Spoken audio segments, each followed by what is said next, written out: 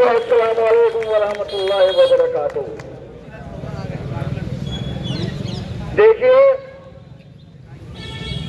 पहले तो मैं ट्यूटर का फंडा क्लियर कर दूं, क्योंकि ये 4 है और 4000 पर भारी हैं। इनकी जो प्रिंसिपल है वो नंबर 2 से एजुकेटिव काउंसिल की मेंबर हैं, क्योंकि प्रिंसिपल की कोई पोस्ट सैंक्शनड नहीं है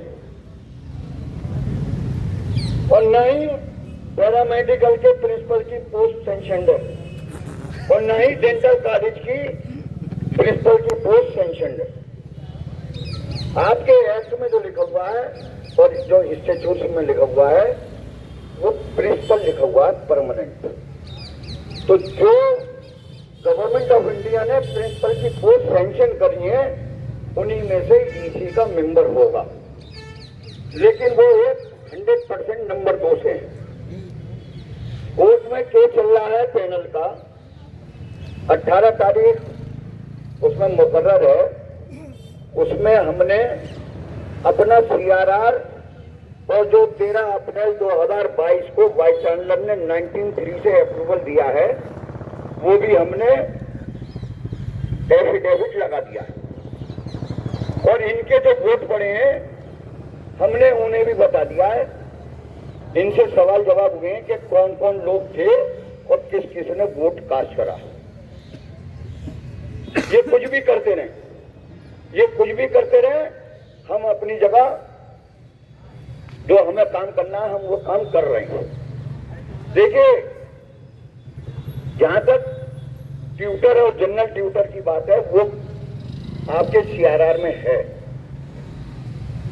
जब हम रजिस्ट्रार महोदय से और वाइस चांसलर महोदय से बात करते हैं कि कंपनसेट ग्राउंड पे हमारे 2012 में जिसके वालिद का इंतकाल हुआ उसको आप रेगुलर अपॉइंटमेंट दीजिए, तो वो ये कहते हैं कि CRR नहीं है। जब CRR अप्रूव हो जाएगी तो हम कंपनसेट ग्राउंड के अपॉइंटमेंट खोलेंगे। तो जब CRR में जनरल ट्यूटर है तो वो कौन सी वजूहात है कि इनकी LFC हो रही है। देखिए, LFC होती है AGP की, जैसे असिस्टेंट लाइब्रेरियन उसको मिलता है एकेडमिक ग्रेड पे और नॉन टीचिंग को मिलता है ग्रेड पे, अगर 6 पे कमीशन को पढ़ेंगे आप। तो बात यह है कि अगर ये जो एडवर्टीजमेंट निकाला है इससे पहले हमने बीना महेश्वरी डीन फैकल्टी और मेडिसिन से जाके मिले थे। हमने उन्हें बताया था कि देखिए आप LFC नहीं कर सकती और अगर आप LFC करेंगी तो फिर इन पे टीचर के कानून लागू होंगे, फिर ये वेकेशन की भी हकदार होंगी, फिर ये स्टाफ क्लब की भी मेंबर होंगी, फिर ये वो सारी फैसिलिटी जो टीचर को मिलती है फिर वो इन्हें भी मिलेगी। ये नहीं होगा। अब तक इनकी जब तक ये कॉलेज नहीं था, स्कूल था, नर्सिंग स्कूल, ये 10-15 साल से काम कर रही हैं। कॉलेज बन गया, इनकी सर्विस स्कूल से ट्रांसफर हो गई कॉलेज में। तो जब कॉलेज में ट्रांसफर हो गई और क्वालिफिकेशन ये फुलफिल करती हैं, इनका एडवोकेसी से अपॉइंटमेंट हुआ है, तो आज ये कौन सी ऐसी नौबत आ गई कि इनका LFC करना पड़ रहा है।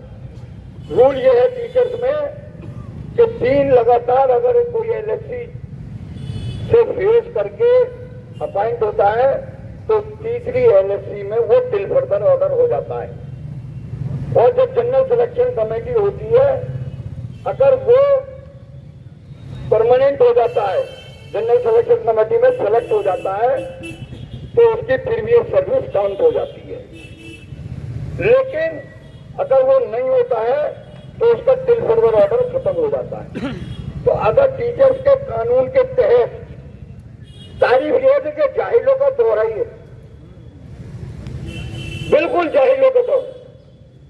पोस्ट का एडवर्टीजमेंट होता है उसके इंस्ट्रक्शंस में 3 नंबर पढ़ लीजिए आप। 3 नंबर क्या कह रहा है? पोस्ट एक है, एडवर्टीजमेंट एक है, और कह रहे हैं कि एक पोस्ट पे एक ही आदमी अप्लाई करेगा।